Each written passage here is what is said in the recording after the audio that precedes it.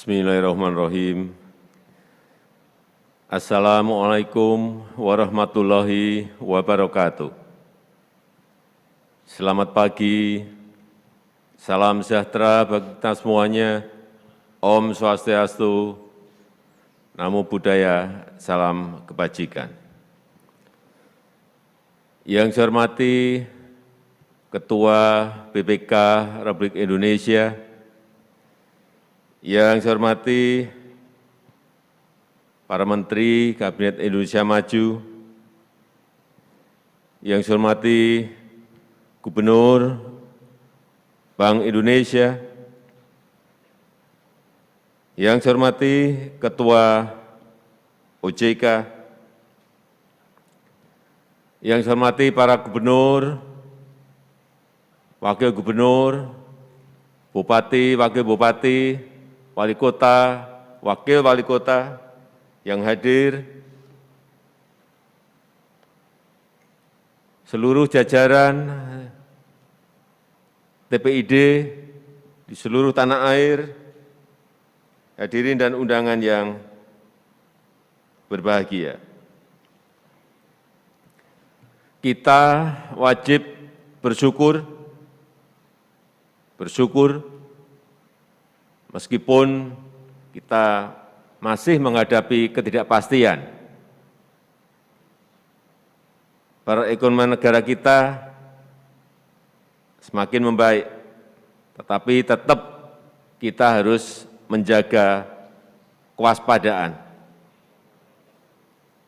Dan alhamdulillah di kuartal kedua 2021 kita mampu tumbuh 7,07% year on year, dengan tingkat inflasi yang terkendali di angka 1,52% year on year. Angka inflasi itu jauh di bawah target inflasi 2021, yaitu 3%. Tetapi kita juga tahu bahwa inflasi yang rendah juga bisa bukan hal yang menggembirakan, karena bisa saja ini mengindikasikan turunnya daya beli masyarakat akibat pembatasan aktivitas dan mobilitas. Di kuartal ketiga 2021, kita juga tetap harus waspada, tetap harus hati-hati, mengatur keseimbangan antara kesehatan dan ekonomi, mengatur rem dan gas. Penyebaran COVID tetap harus kita kerjakan, harus bisa kita kendalikan, dan masyarakat yang rentan harus bisa kita lindungi. Daya beli masyarakat harus ditingkatkan, yang akan ini mendorong sisi demand, sisi permintaan, serta bisa menggerakkan mesin pertumbuhan ekonomi. Bapak Ibu hadirin yang saya hormati, dalam kesempatan ini saya ingin menekankan beberapa hal untuk menjadi perhatian TPIP dan juga TPID. Yang pertama, jaga terus ketersediaan stok dan stabilitas harga barang-barang, utamanya barang kebutuhan pokok. Dalam kondisi daya beli masyarakat yang menurun, stabilitas harga bahan pangan sangat-sangat penting bagi rakyat kita. Oleh sebab itu, kalau ada hambatan, segera selesaikan hambatan-hambatan itu di lapangan. Ini perlu kita lebih banyak kerja di lapangan, baik itu kendala di produksi maupun kendala di distribusi. Tiap kota harus cek, lihat lapangan, bagaimana, apakah ada kendala produksi, apakah ada kendala distribusi. Yang kedua, saya minta TPIP dan TPID tidak hanya fokus mengendalikan inflasi saja, tetapi juga harus proaktif mendorong sektor ekonomi yang tumbuh makin produktif, membantu meningkatkan produktivitas petani dan nelayan, memperkuat sektor UMKM agar mampu bertahan dan bisa naik kelas. Yang ketiga, kita harus memanfaatkan momentum pandemi ini untuk meningkatkan nilai tambah di sektor pertanian. Karena di tengah pandemi COVID-19, sektor pertanian menjadi sektor unggulan, bisa tetap bergerak produktif dan melibatkan banyak tenaga kerja. Alhamdulillah di kuartal pertama 2021 sektor pertanian mampu tumbuh positif, ini patut kita syukuri, tumbuh positif 2,95%. Dan di kuartal kedua masih kembali tumbuh positif di angka 0,38%. Saya yakin insya Allah di kuartal ketiga sektor pertanian juga masih bisa tumbuh lebih baik lagi.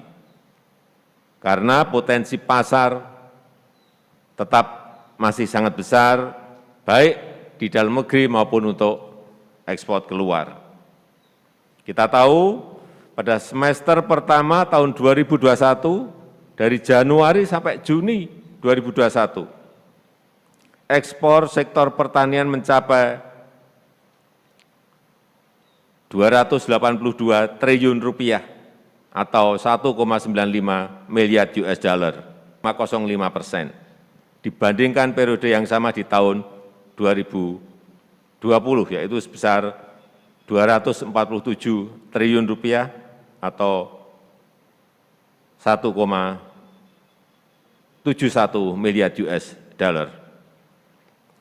Masih banyak potensi komoditas ekspor yang perlu terus kita kembangkan. Misalnya, minggu kemarin saya melihat yang namanya porang. Ini bisa menjadi komoditas baru yang memberikan nilai tambah bagi para petani.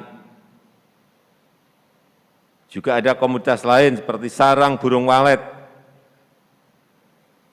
edamame, dan berbagai produk hortikultura lainnya.